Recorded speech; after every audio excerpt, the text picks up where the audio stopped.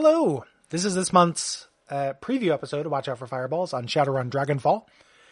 This episode contains the generalities, so it's about an hour or so talking about the game generally and its history. If you want to hear the full shebangle, you can go to patreon.com/Duckfeed.tv. $5 gets you all of the premium episodes we've ever done. You can donate and then leave after you've heard them. That is fine with us. If you go to www.fivebuckducks.com, you can see all the episodes we've done, as well as everything you get at that Patreon tier. We really appreciate you. We'd appreciate it if you give it a look. Otherwise, thank you for listening. We'll be back next week with a dispatch. Thanks.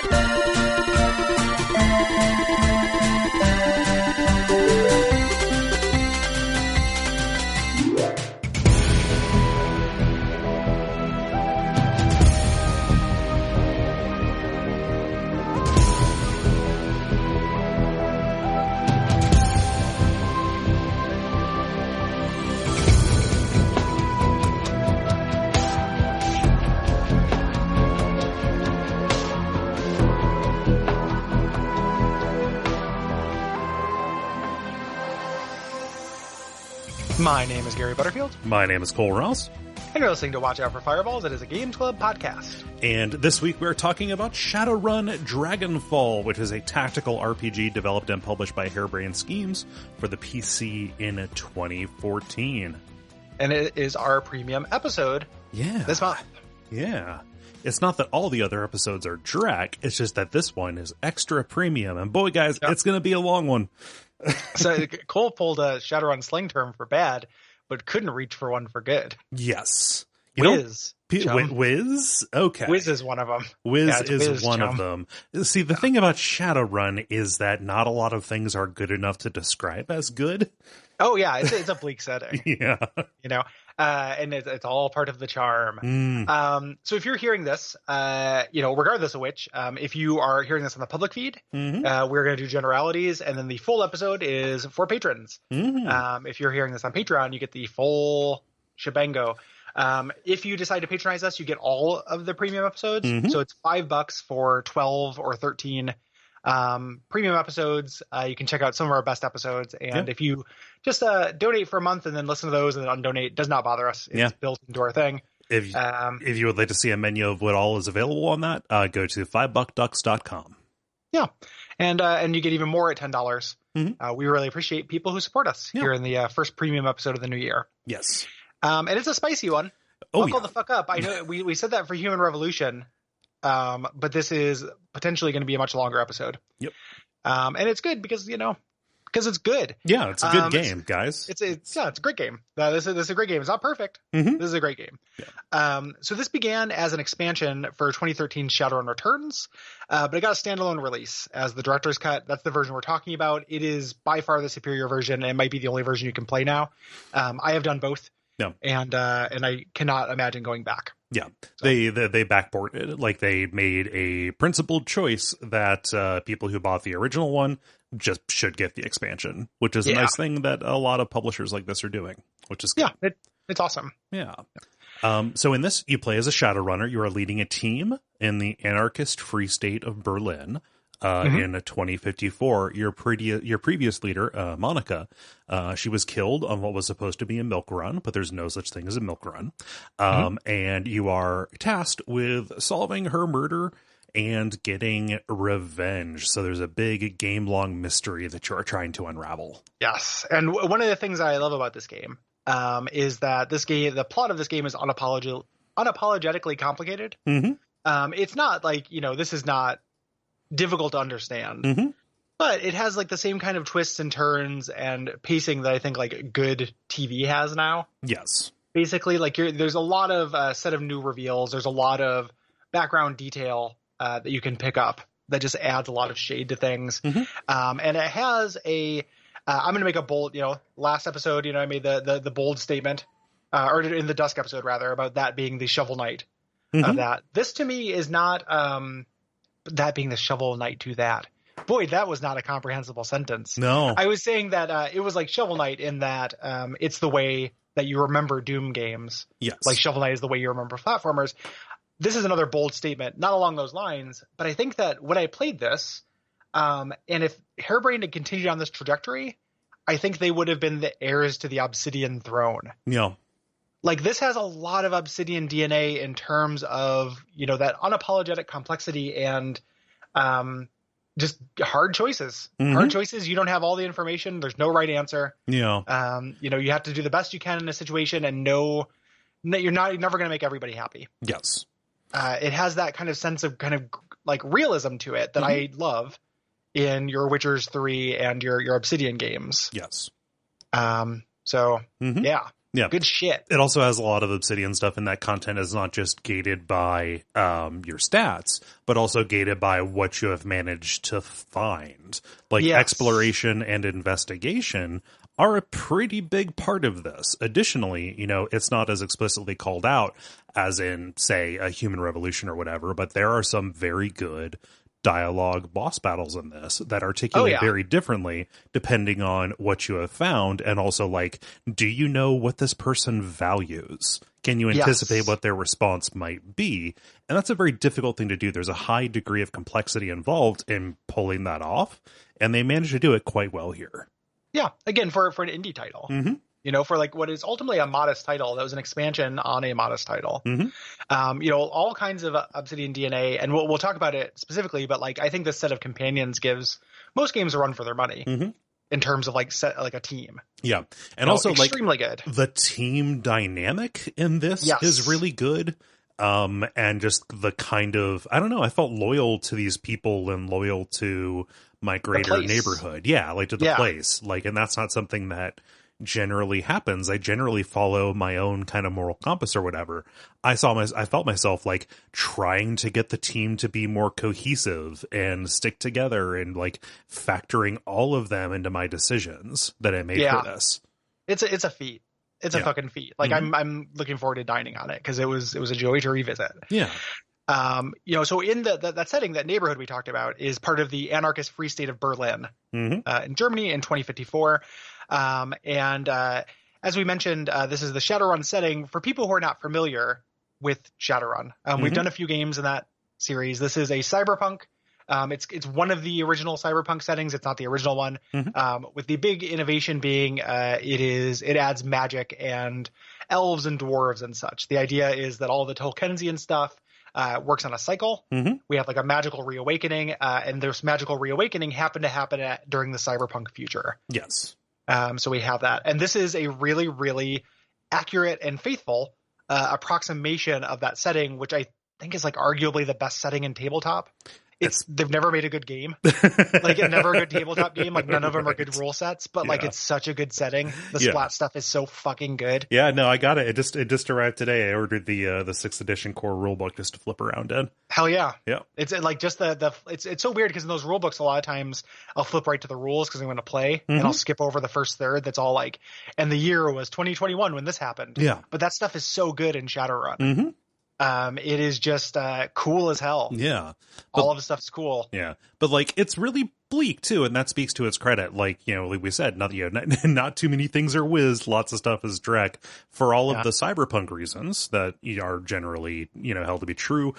Corporate domination of basically everything, hyper-capitalism, things like that. But the addition of the magical races after the Awakening caused a whole lot of like racial tensions to pop up and all kinds of like weird factionalism as a result of like how do mages fit into the society. And something that this game deals with specifically is the question of dragons. You know, these you know, basically immortal, you know, or at least millennia long lifespan beings that come into the world and immediately start consolidating power, not through, you know, brimstone and fire, but through like political machinations and business machinations and corporate PR. mergers and stuff. Yeah. It's just endlessly clever. It's like a thing where on the face of it, that sounds dumb as hell. someone just like what if there was a dragon boss? A dragon named Dunkelzahn is elected to the president of Canada and the United States. Yeah, that sounds foolish on its face, but I assure you, if you're not familiar with Shadowrun, they pull it off. Mm-hmm. It's cool in the game. So dealing with all of that stuff is really cool. There's a quote from the second edition rulebook, which is the first one I read when I was in high school, that I always stuck with me, is that the way racism changed is like, why would you worry about the black human down the street when there's a guy with horns right next to him? Yeah. And that's like a resonant idea. Mm-hmm. It's a really rich setting that allows them to do a lot of stuff, like a lot of political and social commentary. Yeah. In the way that you want cyberpunk.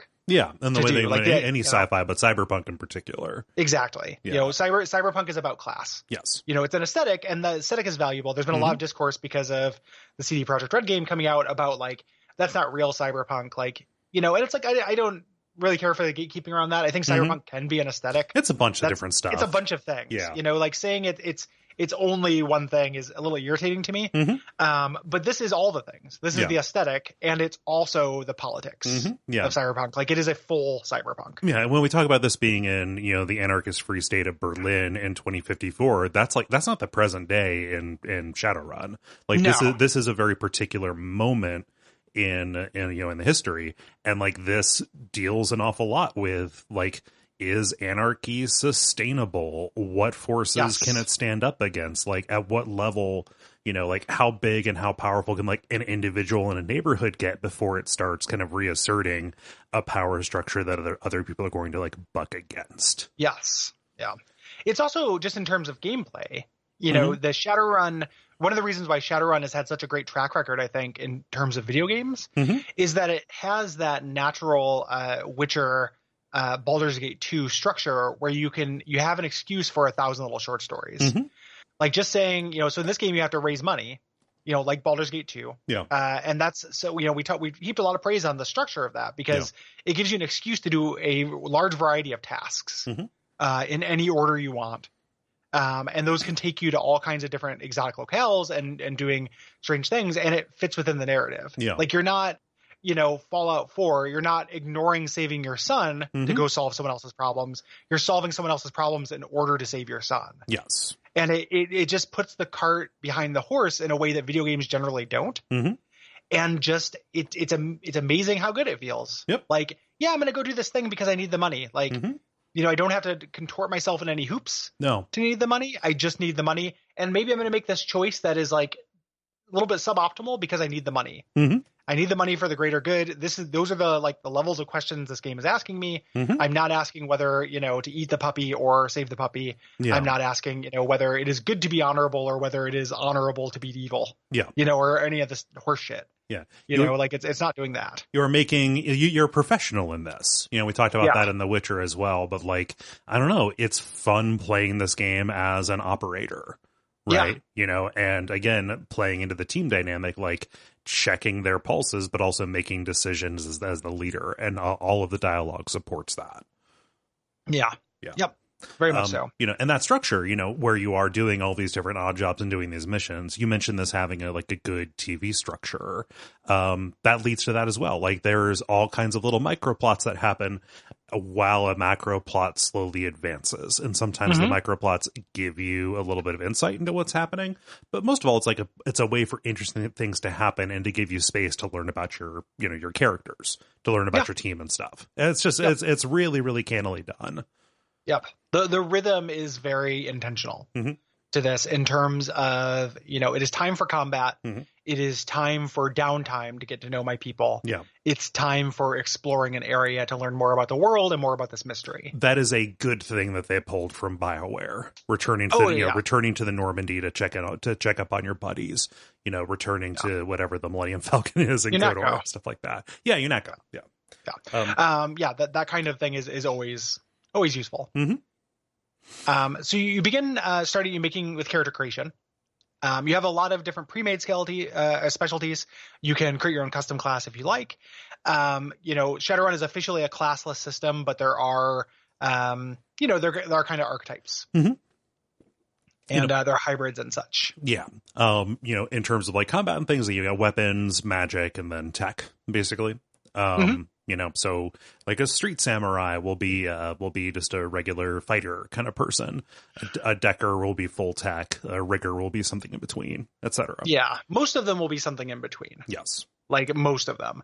But you know, it's very rare that you'll do a pure specialist. Yeah. The character advancement in this works similar to the tabletop game, where you gain karma by completing objectives or doing side objectives, and these are put into attributes and skills, which determine kind of the attributes which determine the maximum value of skills, which you can also put karma into. Yes.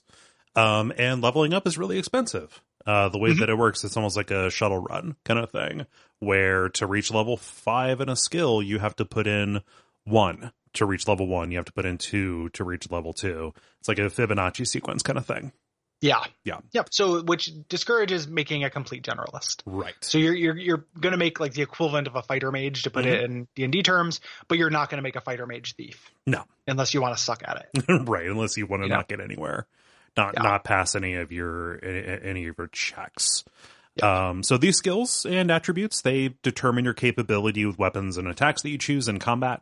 We're kind of focusing on combat here at the start because you spend a lot of time there and it's a really good combat system. And it also determines like which weapons you're capable of wielding and which spells you can equip, etc. Yep. And really, really key what your chance to hit is. Yes. Because this is like a micro XCOM. A little bit. It is turn-based action point system, you know, similar to like an old Fallout or what have you, but it is on a grid. Your characters start with 2 AP, so 2 action points. So similar to D&D, like a move and an action. Yes. There's nothing stopping you from moving twice or acting twice or what have you. And later you can increase this. You increase this with some abilities. Your AP is very powerful.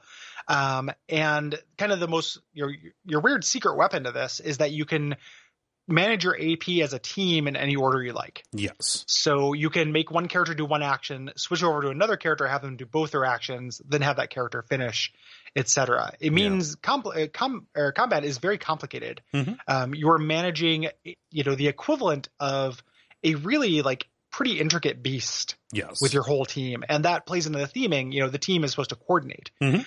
So it is necessary to do things like, hey, this character moves up here before they do their passive ability in order to bait this enemy out, which, you know, when that enemy moves up into cover, my other character knocks them out of cover, and then my heavy hitter hits them. Yeah. You know, at this point, like you have to coordinate, you have to think as a team. This character has an ability to break armor, so I'm going to break their armor so that everybody else can get their turns in.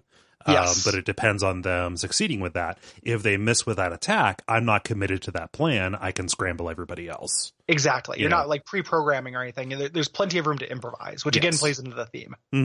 Yeah. And I love that freedom. You know, it's not pinned strictly to initiative like a Final Fantasy Tactics where enemy and ally and neutral characters, you know, are interleaved. It is you go, they go, you go, they go. But you can do anything you want within any of those, and you know, within your time period, in there, and like managing AP, like, you know, something that is really powerful is using abilities that drain enemy AP and put them in the penalty box. Yeah. Turn denial is really big here. Yes. Also cover. Again, when I call it a mini XCOM, like cover is very important. Yeah. And different things in the environment will give you different degrees of cover. You know, like you can hide behind a folding chair, not going to do much. It'll do something. Whereas like hiding behind a low wall will give you full cover. And this determines, you know, damage reduction and also chance to hit in a really big way. Yeah. You know, and chance to crit. Yes. So like the lowest level of cover, I think, just eliminates the ability to crit on you. Yeah. Which is really huge. Yes. Yeah. Yeah. So, critical attacks, you know, like you can give somebody. Yeah. It is big. You also have armor. So allies, enemies both have armors. I think this works as straight DR. So it's you know, damage reduction per attack. Yes. And you can also with different attacks or classes, you can degrade or ignore armor, which is really important for certain creatures. Yeah, so, like later on, you end up fighting gargoyles, which have massive armor because they're made of stone. That changes the way that you have to deal with them. Yes. Yeah, and you know, like it makes buying better armor for your character in particular. I've got a beef with the gear system in this, but like it makes buying better armor for your character in particular one of the bigger upgrades you can get. Yeah. You cannot buy armor for your companions. No. Which I assume is what you're alluding to, but we'll get to that a little bit later. Yeah. Yep. So a lot of combat happens with firearms. Something that caught me off guard in this is that there is a reloading system. So ammo is unlimited, but after you fire a certain number of rounds, depending on the gun, you have to use AP to reload that particular weapon. This caught me off guard a lot. Like, it meant that, there were times where, because of a lack of planning or for not taking that into account, I was not able to get off like the kill shot that I needed at the end of a round. So it's worth taking that particular thing into account.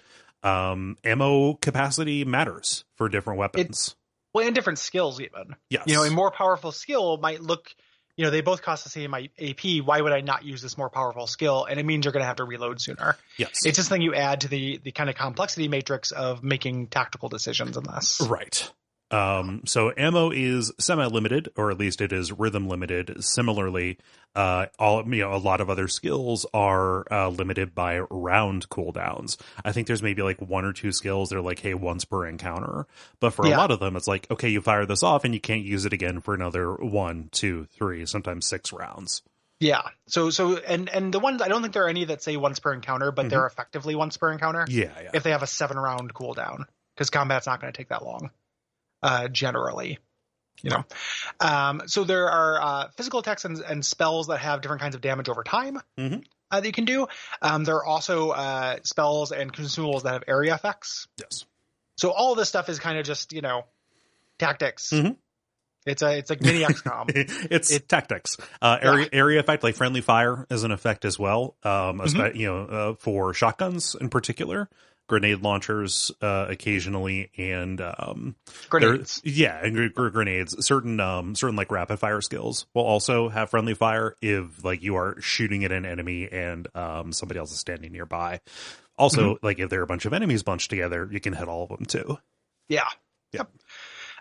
Mages and shaman have additional tactical concern in terms of choosing cover, because in different areas, there are things called ley lines, where if they stand on a ley line, they get an amplification of their magic. Very rarely are powerful ley lines behind cover. Right.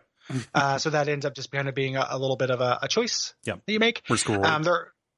Risk versus reward. There's also essentially summons. Shaman and riggers in this have the ability to shaman use a consumable to create an elemental. They can also find these in the environment. Yes. And riggers have little drones that they keep that they can tap direct control into. Yeah. Having an active summon reduces your AP, but the summon has its own everything, like its own kit basically. Yeah. So it works as a new ally. Or can be a good distraction as well. Oh, yeah, the cannon foddering is great, specifically with the way that and this was an innovation that Shadowrun Returns added. This isn't just from Dragonfall, but I love the way that summons are done in this. I think that spirit summons are really elegant. Yes. In this game. Yeah. I love the gambling aspect. So after every round, or I guess at the start of every round, you pick how much AP you want your particular summon to have. The more AP that you put in, so the more actions you want it to take, the higher the chance is that it breaks control. Yeah. And if it breaks control, that does not mean it turns on you. Right. Like, there is a lot of tactical advantage to be had in sending in a spirit that you do not think you'll be able to control anymore deep within enemy lines. And they will fight amongst themselves. Yeah. During that. And that's it's a great feeling. Like, it's a good reason whenever you see one of the environmental summons. Yeah. Like, just there's one for free. Yeah. Take it and send it at the enemy. Free dummy. Yeah. Hey, why not? Just that risk reward is really, really fun and really key. You cannot dismiss a summon on your turn. You have to do it when you have control of the summon. Yes. So you can't roll the dice, get 4 AP, and then dismiss it between turns. You have to roll the dice again. Yeah. You can only dismiss it when you have control. Yeah. Which is very cool. Yeah. Love that system a lot. I never really did this, so I didn't have a rigger character who used drones. Is that functionally different? They break the game. Oh, cool. I played as a rigger for the first time through this. You start off like a little bit underpowered, but then by the end of the game, I had essentially 2 extra runners. Like, my character would have, because of Cyberware, would have 4 AP. So I could switch my character into being a 2 AP, utility medic. Okay. And then have 2 extra runners who were incredibly powerful that had 4 AP and the widest movement. It takes a minute to get there. But the ultimate and penultimate class of drones are just incredible. Wow. And there's tons of special interactions through the rigging skill that you get that are very powerful. It is a good way. Previous when I played this game twice before. Once as a shaman and once as like a street samurai character. This is definitely the easiest. Okay. I played through on hard and did not have a very hard time. Yeah. No, I guess because you share what yours was, I played as a rifle specialized street samurai. I kind of wish that I would have done something that was a little bit less newbie. Because it is an easy way to get through the game, or it is a low risk way to get through the game. This game's structure kind of weird, where it opens up with an incredible wake up call. In terms of like survive it. Like the first mission in this is very difficult to survive. I found it to be very difficult to survive. Once I got beyond that, I was like, I don't know, like a mage seems kind of cool. So, yeah. And it's the difficulty is in this game is not perfectly even. Right. The idea, like what they're going for, and even in that first mission, is like narratively you barely make it out of there. Yeah. They didn't want that to be a 1-1, like a Green Hill zone. Right. And I think they basically pull it off. Later you do some Green Hill zones, but it's pretty easy for things to go bad. Yeah. Which is a big Shadowrun trope. Like, things don't go according to plan. You have to improvise. That plays out in the actual combat. Yeah. The fact that you can control your whole team means that even if you don't get to play with a mage or play with a decker, you still get to play with those toys. Yes. You're limited in the amount of like kind of customization of equipment of your team, but you have some control over it. So, you still got to play with Diedrich. Yes. And do a little bit of mage stuff. So. Yeah. So if things do go bad, if you have to, reconvene, you can, hop into cover, you can regroup, you can heal. This is done through med kits and spells. There's like a wounding system in this, where like, the most commonly available healing spell is one that just basically recovers all of the damage you took on the last attack. Yes. Yeah. So those are the two, and that's kind of the difference. So magic will always do that. Med kits will always heal a fixed amount. Yes. And they're both important because magic is basically free. Yep. It's not consumable, but it is of limited use. Yeah. So. Whereas med kits are limited, like you restock on them and you can give a certain amount. Everybody has very limited inventory that they can carry. And it's not really the case that you find a lot of those in the mission itself.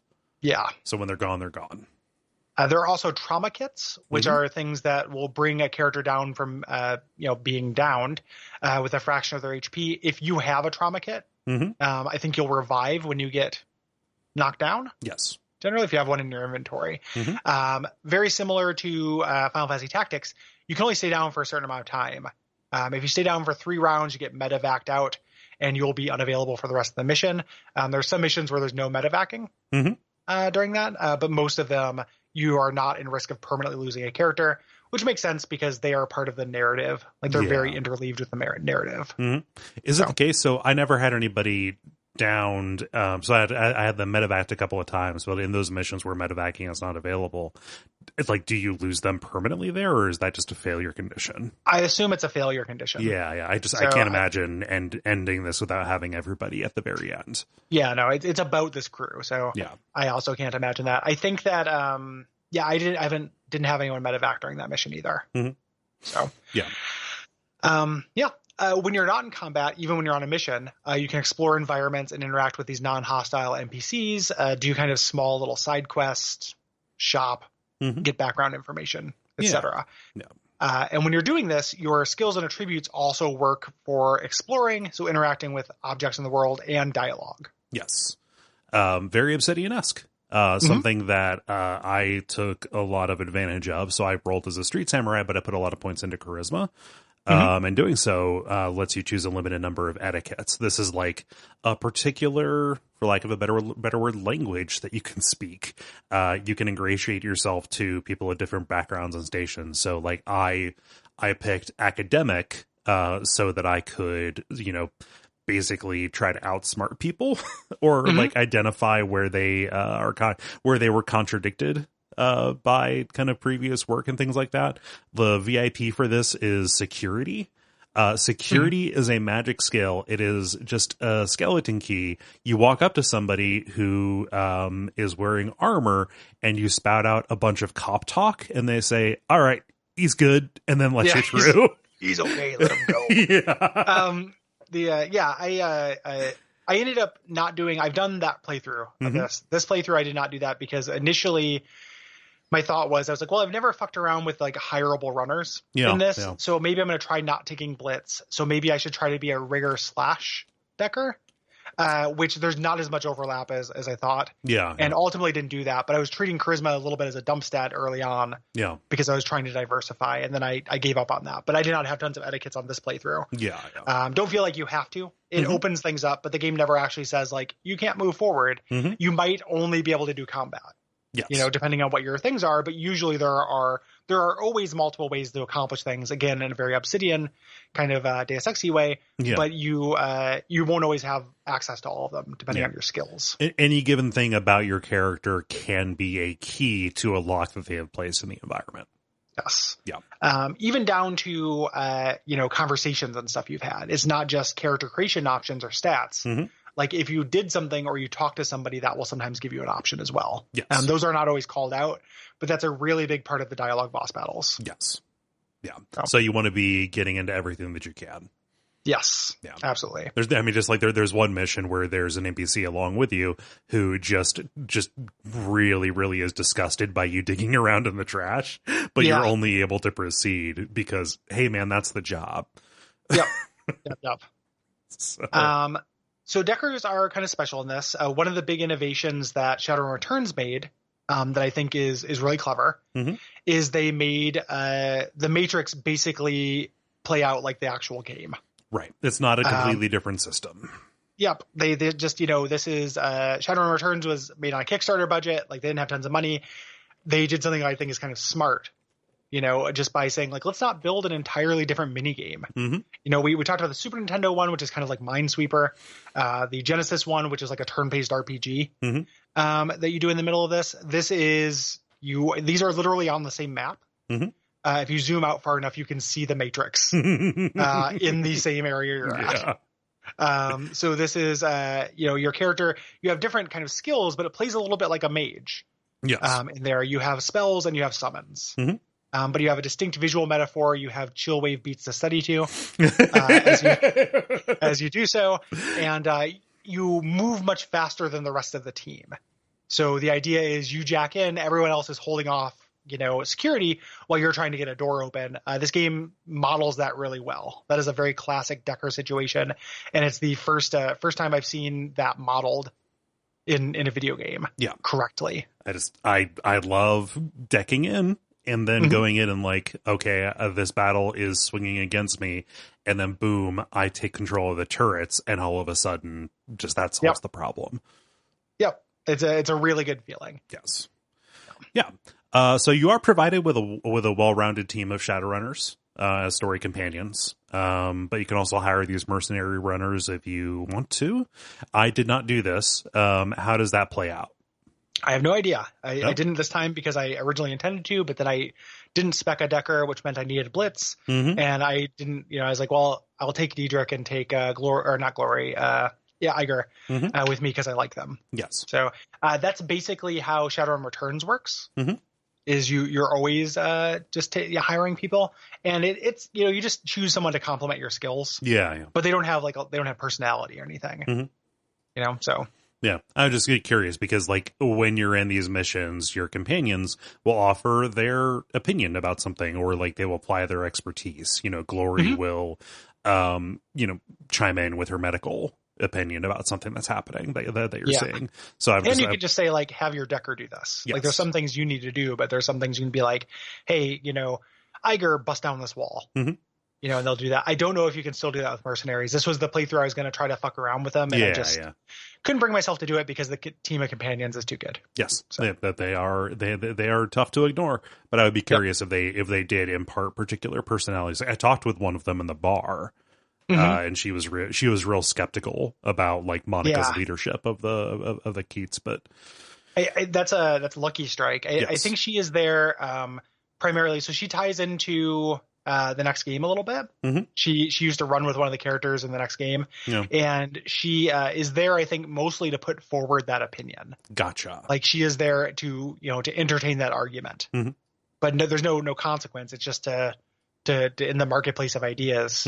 She's throwing down a dog in that fight to really mix this metaphor. The marketplace of dogs. How much is this puppy in the window? Chummer. So like I alluded to earlier, you have shops that you can go to, but you really only have control over your own armor, weapons, and inventory. You can stock up, you have a stash, you lend your consumables to your companions to make sure they have a kit. But their starting material and their own gear is determined by kind of some advancement choices that you make. And the advancement choices, which so basically, and this was something they added into the director's cut version, is control over this. They have kind of 2 branches they can go through. So they have 5 level ups. Each one you can choose a different perk. And but so like at level 2, you can choose between 2 perks, but you get this static stat increase and equipment upgrade. Based on that. Sometimes you can jump that, like, oh, I want this piece of equipment. Sometimes doing their loyalty missions will give them a new piece of equipment as well. But the idea being is that they're independent operators, they're part of the team, but they also just take care of their shit. So like they get their own money from the payouts, from the big jobs you do. So the idea being, and so their consumables refresh. So like, for example, with Diedrich, the shaman that you have, he'll always start with these 2 summons. If I want him to have a more powerful summon because a mission will be difficult, I can give it one. Yes. And kind of juice him a little bit, but he uses those 2 summons, those will refresh. The one I loaned him will not. Yeah. So. So when you are going around shopping, you can also stop by a medical clinic and get some cyberware augmentations. These provide consistent boosts to your abilities, or additional abilities that you can that you can use in combat or in missions. But because this is Shadowrun, it comes at a cost of your essence. This is a way that they stop, mages from also being technical gods or whatever. The more the more cyberware that you put in, the less you're capable of casting spells. Yeah. Essence is basically a stat. It's a resource, and it governs your magic. Your magic can only be as high as your essence. And everybody needs to have at least 0.1 essence, or they're not human. And the less essence you have, the less human you get, which is something explored narratively twice. Yes. In this game, like once with an NPC and once with a companion in interesting ways. Yes. Love it. Yeah. Yep. So, we talked a lot of sugar about the companions. We will continue to do so throughout this episode. Yeah. It's a really good set. Like, if you're a fan of like a good set of companions, you like that fucking Dakan Ignis energy. It's not quite there because that's the platinum standard, but it's really good. It can hold its own. Yeah. As a set of companions. Different personalities, interesting paths, and the director's cut added loyalty quests that you can do with them. I always love a good loyalty quest, helping solve a problem for them. And you make choices in these individual quests that like determine the reward they get. Like the good thing to do is to make the choice that you think is good for the character, but it also will, like you're always rewarded. Person. Yeah. You are always rewarded. It just determines the nature of it. Yep. Again, an Obsidian. Yes. Kind of way. Like, having a character have a dark ending to their quest doesn't mean you, the player, gets fucked. That character might be sad. You might feel bad, but they're still getting an advantage because they still learn something. Yeah. Like, I like loyalty quest as well. I have to care about the character. Yes. And this game does that really well. Like every single time, the way these are framed is, if you keep talking to this person, you're learning about their past because it's interesting. At some point they say, hey, I've got this thing I've got to take care of. And every single time, my option was like, hey, do you need a second for that? Like, do you need backup? And I did it not just because I want to explore the game, but also because it's like, yeah, I want to help my buddy. Yeah. Like this is interesting. And you've sold it me on it. Like, yeah, this thing has to happen. Like, you need to take care of this. And I think that's worthwhile. Let's go do it. Yeah. And it feels good. Like, I'm invested in the loyalty quest the same way I invested in the Kais, in the keys. And that's a feat. Yep. Yeah. I know I'm repeating myself saying it's a feat, but it's just like, no, it's real good, guys. Good like, game. making you care about something that happened in a game is real tough. Like, it is a fragile thing. It is easy for them to like faint in that direction and then step on a rake and boom, there it goes. Yeah. Here it sticks around, it sticks around and grows. And by the end of this, I felt very good about the individuals in the unit and the unit as a whole. Yeah. Yep. I love this crew. Yes. It's one of the things in comparing this to its predecessor and its antecedent that makes this the standout in this series. Like Hong Kong is very good. The companions are not nearly as good. The location's not nearly as good, even if the plot is really cool. Which is weird because Hong Kong takes place in the Kowloon Walled City, or like the Kowloon Walled City 2.0. It's the location as a land is cool. The characters in it and the sense of community is not as good. Yeah. And that's such a big part of this. The kind of scrappy, like the anarchist free state sounds awesome and has that kind of scrappy, like, yeah, man, like fight the power. Like you don't get that from Hong Kong really. Right.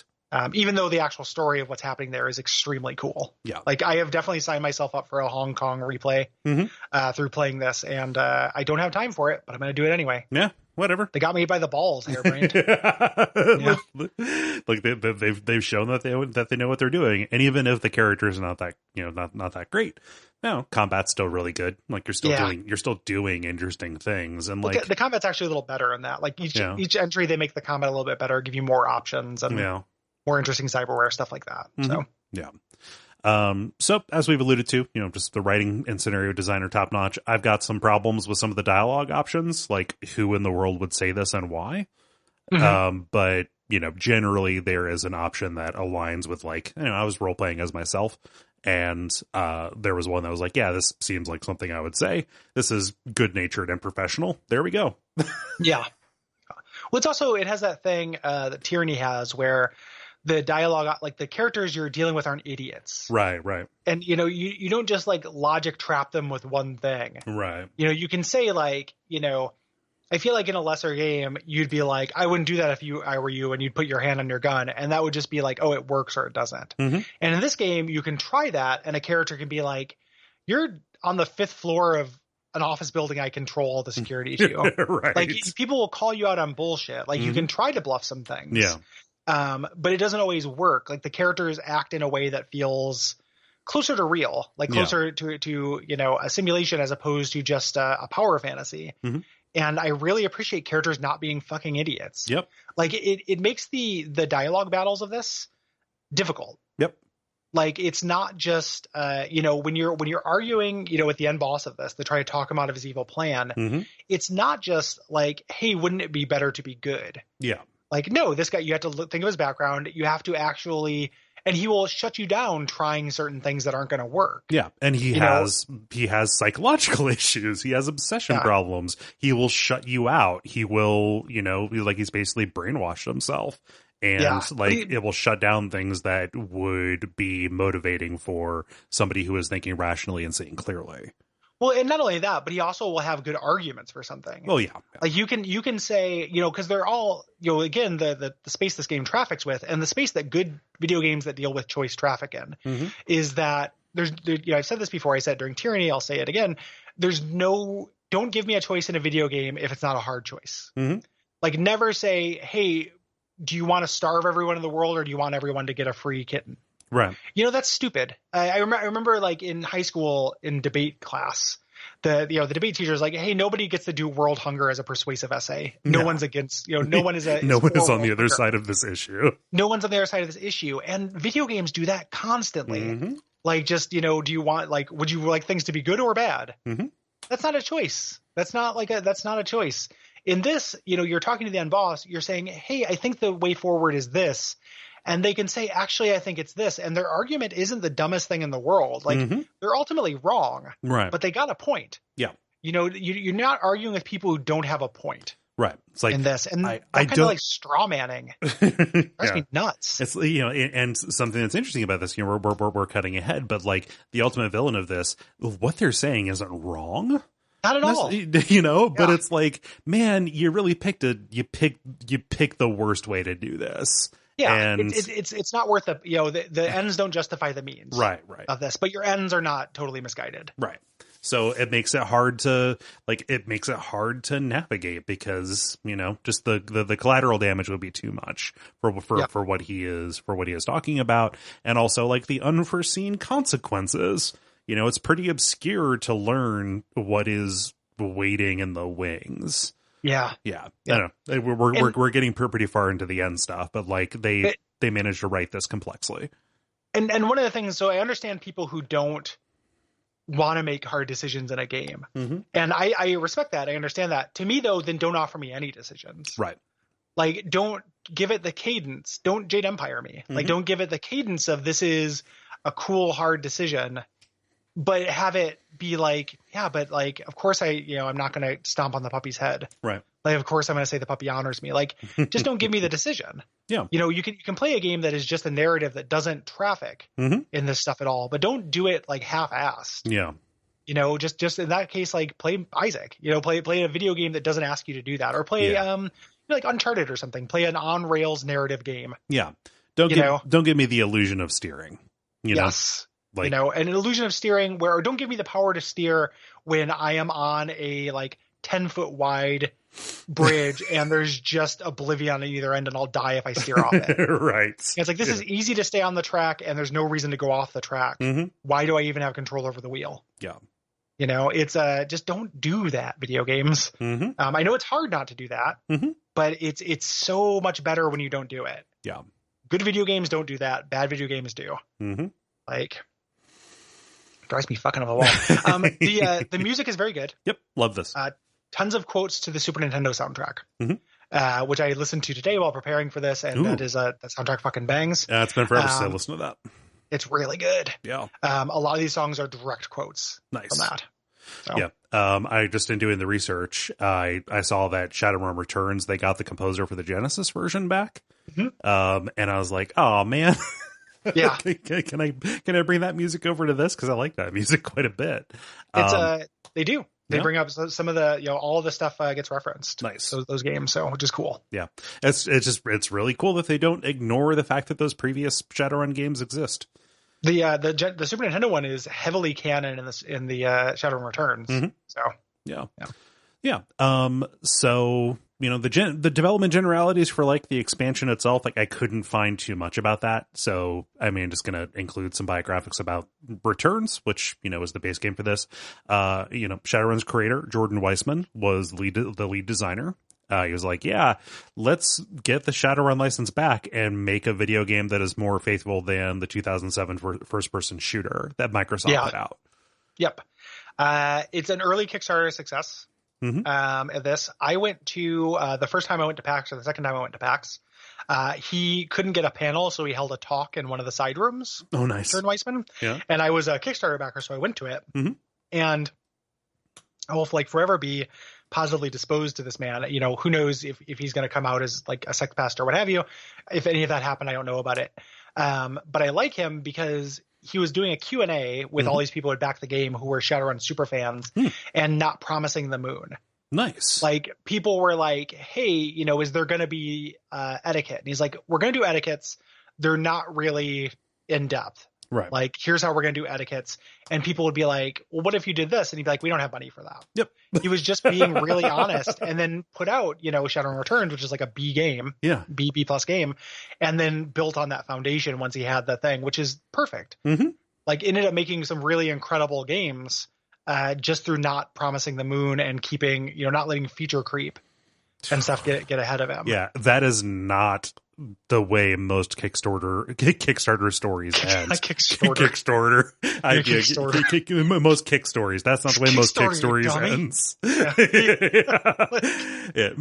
Most Kickstarters succumb to that, and the fact that he was professional about this and realistically set expectations with people, who care about the things that he makes, and he probably wanted to make them happy. Just. I don't know. That's a cool story. I like that. It was, I loved it. Like, I was just like, man, this guy's great. Yeah. Really, really loved it. Yeah. So the game can't come to consoles. Microsoft still owns the publishing rights for that. So if that 2007 Shadowrun shooter is really holding us back here. Yeah. So, bummer. Good. We did an Object Suffering about that a long time ago. by this point. Yeah. But it's not good. Yeah, it's not good. It's fine. Yeah. But it's not good. It's not Shadowrun. Right. Shadowrun, this was originally an expansion for Shadowrun Returns. It's preceded by Shadowrun Returns. We keep saying Shadowrun Returns. Originally, that was just going to be the name of the blanket, and there were going to be campaigns within it. Mm-hmm. So what we're referring to as Dead Man's Switch. Yes. Is the name of that story. It is good. It's not great. And then this is succeeded by Shadowrun Hong Kong, which is somewhere between good and great. Yeah. And Harebrained Schemes, they're working on the BattleTech game now, right? Yeah. Yeah, they did a BattleTech game that came out that's supposed to be really good. People really love that. Yeah, I would love to play it. I just haven't gotten around to it, but it looks up my alley. I don't care about BattleTech as much as I care about Shadowrun, but I trust the developer. Yeah. They also did a Souls-like that is not supposed to be very good. What? What Souls did they do? A Souls-like roguelike that's name is escaping me that nobody likes that we could do for a one-off episode of Bonfireside Chat at some point. But it's not very popular. Yeah. Necropolis. So, that's on our list. Yeah. People do not love Necropolis, but I have not played it. Yeah. So, there's also something called Shadowrun Boston Lockdown. Oh, what? Which I have not played. I think I have it. It's not supposed to be very good, and I don't know exactly what it is. Is that the one that just kind of came out of nowhere? Yes. Yeah. Yeah. So if I need to play that, and I need to play the visual novel, and I will have played all of the Shadowrun games. But yeah, you can look at the twin reasons I have not dove into that. You're right. So, I'm good. I'm fine. I don't like the visual novel is pretty titty. So fun. Yeah. Weird. Was it developed in America or? Yeah, it was like a Sega Saturn or like it's like a Sega Saturn game. Okay. It wasn't developed in America. It's not translated. You have to do like a patch. Gotcha. And it's not like tits are not hanging out, but it's pretty cleavagey. My understanding is it's a little horny and it's not particularly Shadowrun-y. There's no combat in it. Yeah. I have not. I've only read about it. I haven't played it. Yeah. I could see Shadowrun being popular in Japan. It says like, oh, like this is based on a manga adaptation of Shadowrun. Yeah. Yeah. 90s manga, not necessarily my thing, but yeah. So be. Someday perhaps Could be fine. Yeah. So that's about it for our generalities. There's a lot more specific things to talk about, but we'll get into them in the episode. Yeah. If you are hearing this now, this is the end of the episode. We appreciate you listening to this. If you want to hear the full episode, it is for our patrons. If you go to patreon.com/Duckfeed.tv. Pledge at $5 a month. You can get access to this immediately in addition to every other premium episode that we have done of Watch Out for Fireballs, the full Bonfireside Chat Returns catalog, and the full catalog of Unfilmable, our podcast about adaptations of H.P. Lovecraft's work to screen. And also adaptations of like Lovecraftian things. As of this recording, we had just recorded an episode about The Lighthouse, which is a very good movie. It was a fun episode, and we think you would enjoy it. Yeah. So dive in. We appreciate your support.